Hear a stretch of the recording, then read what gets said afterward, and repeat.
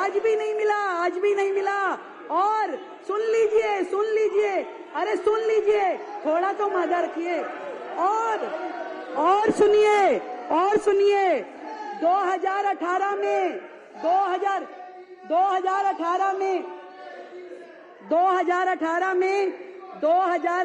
में चुनाव से ठीक पहले प्रोविजनल सर्टिफिकेट बांट दिए गए। ले लो ताकि चुनाव जीत जाए। गरीब लोगों को मकान के लिए आज तक एक को मकान नहीं दिया, आज तक एक को मकान नहीं दिया। वो 52,000 फ्लैट जो बनने थे, आज तक एक को प्रोविजनल सर्टिफिकेट, झूठे सर्टिफिकेट बांट दिए गए, किसी को नहीं दिया। वायदा तेरा वायदा, वादे पे तेरे मारी गई दिल्ली ये सीधी सादी। वायदा तेरा वायदा, वायदा तेरा वायदा, वो राशन कार्ड का वायदा, वो पेंशन का वायदा, वो बिजली और पानी जो अध्यक्ष जी देखिए जरा, अपनी बारी में बोलिएगा। वो बिजली के बिल, वो पानी के बिल जो लोग लेके घूम रहे हैं, जिनको कह दिया गया था माफ कर देंगे, सब पैसा खत्म कर देंगे, वो आज भी बिल लेके घूम रहे हैं। वायदा तेरा वायदा, एक वादे पे तेरे मारा गया बंदा में सीधा साधा। और जो लोकसभा के टाइम पे, लोकसभा का चुनाव था, 1,000 रुपए देंगे, 1,000 रुपए देंगे, दिल्ली की जनता से वादा किया गया, बजट में दिखा दिया, 2,000 करोड़ रुपए रख दिए। दिल्ली की जनता ने सोचा भी रख दिए होंगे। वो बात अलग है कि उसके बाद भी नहीं जीता, एक भी सीट नहीं आई। पर वायदा, आपने जो जो वायदे जब जब किए, जरा उस एजेंडा को निकाल के देखिए। दिल्ली के साथ आपने कितना बड़ा धोखा किया और दिल्ली के लिए कोई काम नहीं किया। कितने शर्म की बात है।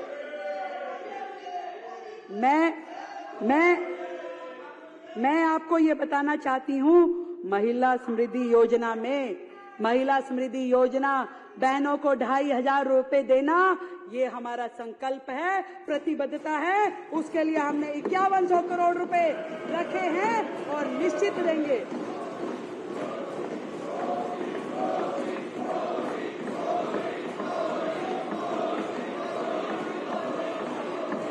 और अभी तो सुनते जाइए, आपके कारनामे अभी याद आएंगे। दिल्ली में अरे थोड़ा तो रखिए, आतिशी जी। आप अपनी बारी में बोलिएगा ना, हम सुनेंगे आपको।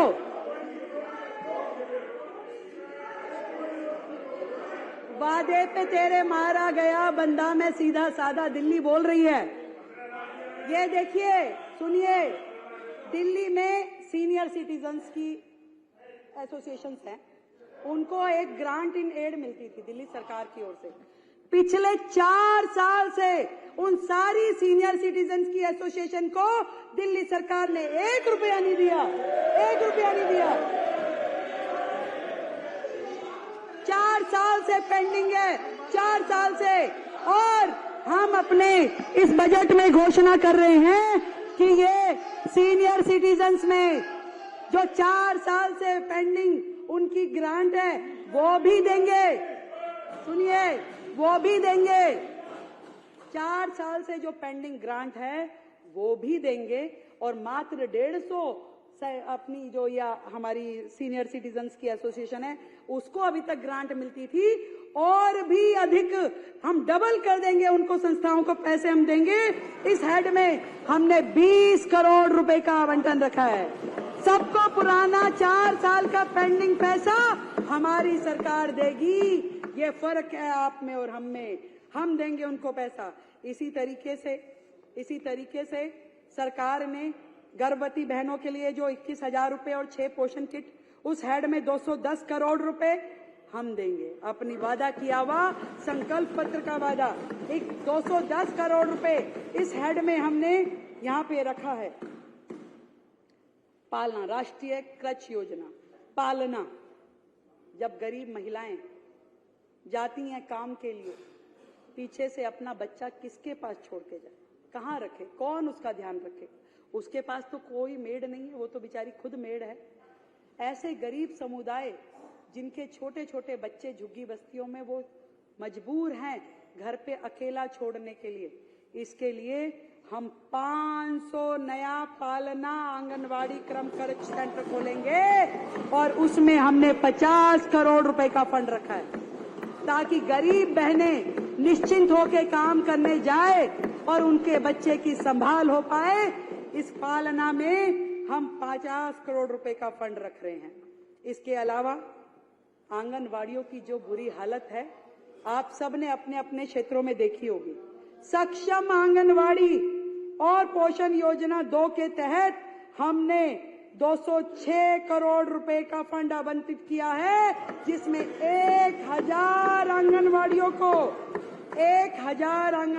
को सक्षम आंगनवाड़ी केंद्रों में परिवर्तित कर दिया जाएगा, जिसमें बेहतर इंफ्रास्ट्रक्चर, पीने के पानी की व्यवस्थाएं, बाकी चीजें ये सारी वहां क्रिएट की जाएगी। 1000 सक्षम आंगनवाड़ी, जहां गरीब का बच्चा आएगा उसका ध्यान रखा जाएगा। 1000 आंगनवाड़ी, सक्षम आंगनवाड़ी बनाई जाएगी। ऐसे ही महिलाओं के लिए सेफ, सिक्योर और अफोर्डेबल आवास की व्यवस्था करना, अभी इस उद्देश्य से जो वुमेन हॉस्टल की श्रृंखला में सखी निवास योजना चलाई जाएगी, जिसके अंतर्गत कामकाजी महिलाएं, उच्च शिक्षा को प्राप्त करी छात्राएं, उनके लिए सुरक्षित हॉस्टल और बच्चों के लिए भी डे केयर की सुविधा दी जाएगी। और अभी वर्तमान में दिल्ली सरकार के 14 कार्यरत महिला हॉस्टल है और उसमें 1935 महिलाएं उसका लाभ उठा रही है। हम 2 नए सखी निवास और बनाएंगे ताकि और बहनों को ये सुविधाएं मिल पाए।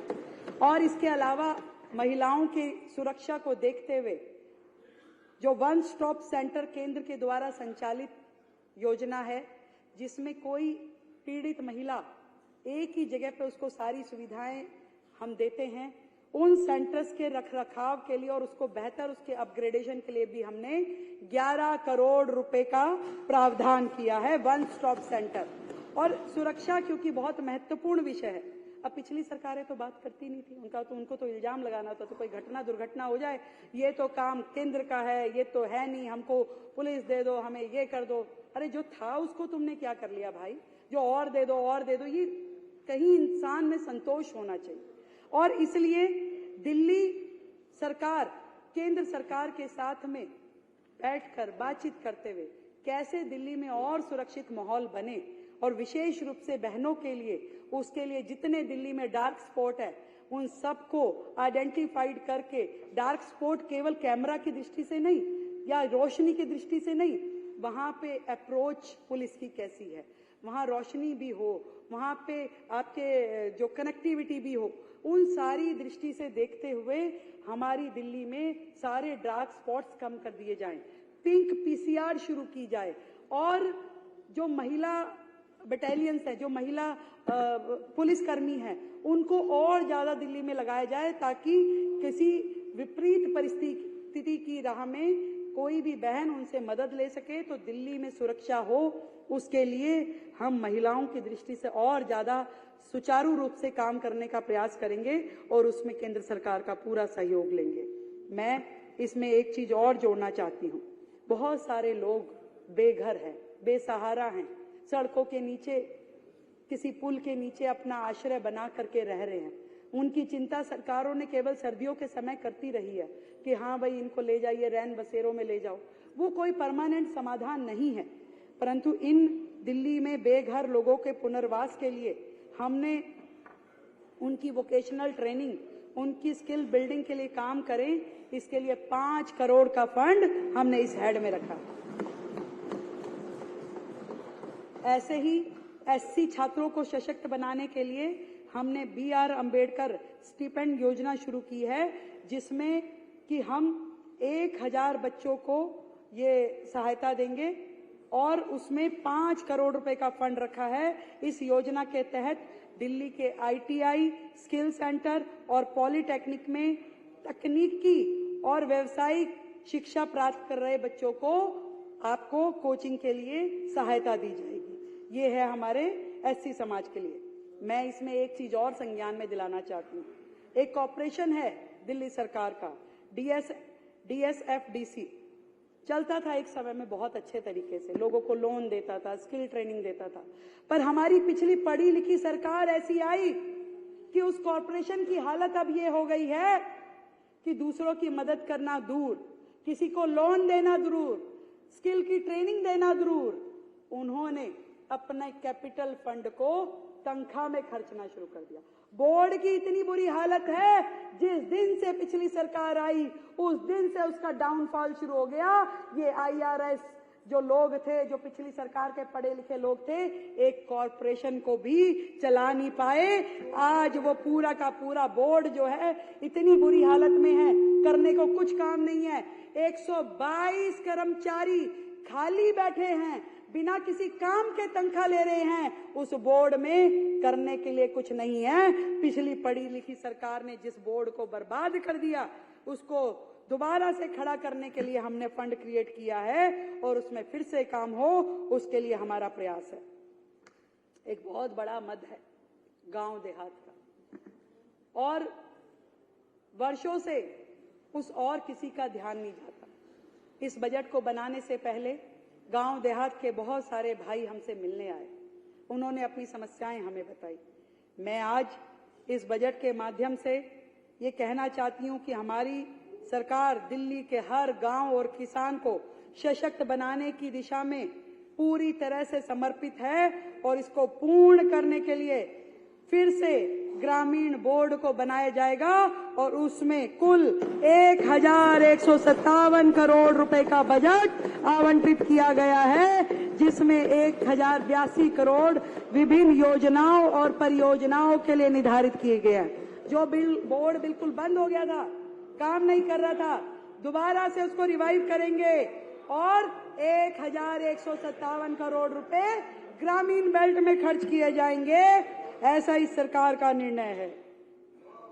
साथियों, अध्यक्ष जी, PM किसान सम्मान निधि PM जी द्वारा चलाई गई योजना है, जिसमें अभी 6,000 रुपए की वार्षिक सहायता किसानों को दी जा रही है।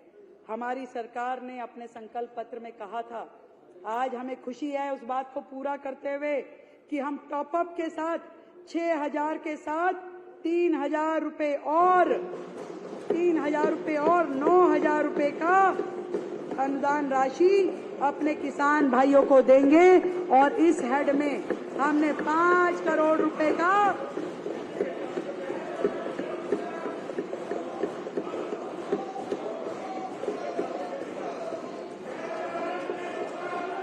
और उस हेड में हमने 5 करोड़ का प्रावधान किया है। गौशालाएं, दिल्ली की गौशालाएं, मुझे ध्यान है जब नगर निगम का चुनाव था तो आम आदमी पार्टी ने बहुत बड़ा एजेंडा बनाया, संकल्प पत्र बनाया, हम जिसे संकल्प पत्र बोलते हैं। दिल्ली की सड़कों से कुत्ते हटा देंगे, गायें हटा देंगे, ये कर देंगे, पहाड़ हटा देंगे, सब हटा देंगे। कुछ नहीं हटा पाए, खुद ही हट गए। दिल्ली की जनता ने उन्हें ही हटा दिया, कुछ नहीं हुआ।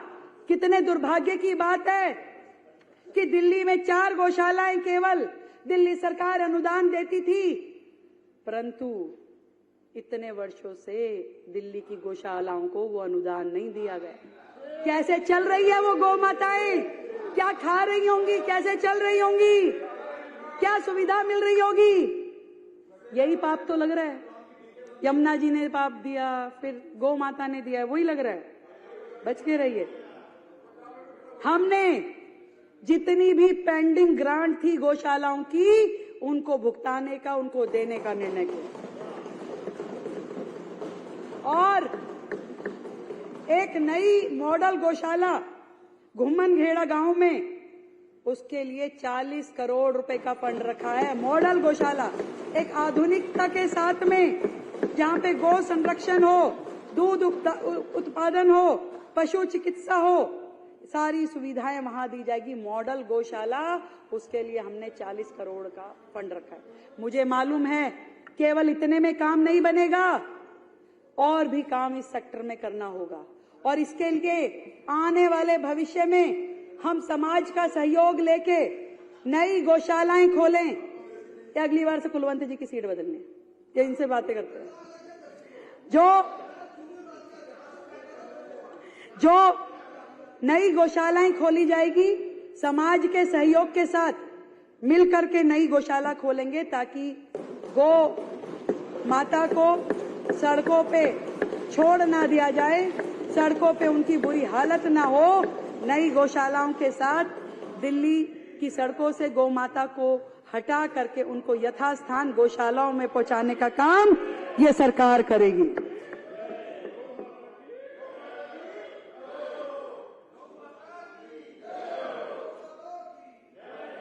दिल्ली के ग्रामीण और शहरी गांवों के समग्र विकास के लिए मैंने बताया 1000 करोड़ का बजट आवंटित किया गया, 1000 करोड़ का। इस राशि में का उपयोग सड़क, जल निकासी, स्ट्रीट लाइट, सामुदायिक भवन और अन्य बुनियादी सुविधाओं के विकास के लिए किया जाएगा। इतना कहना चाहूंगी कि हर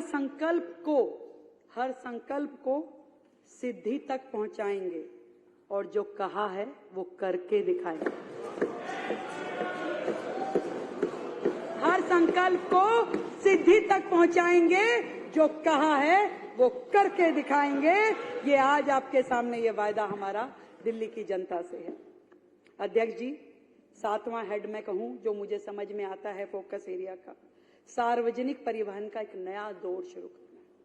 दिल्ली दुनिया की तीसरी ऐसी सिटी अभी है जो इलेक्ट्रिक बसेस फ्लीट में है, जिसमें 2152 इलेक्ट्रिक बसें हैं।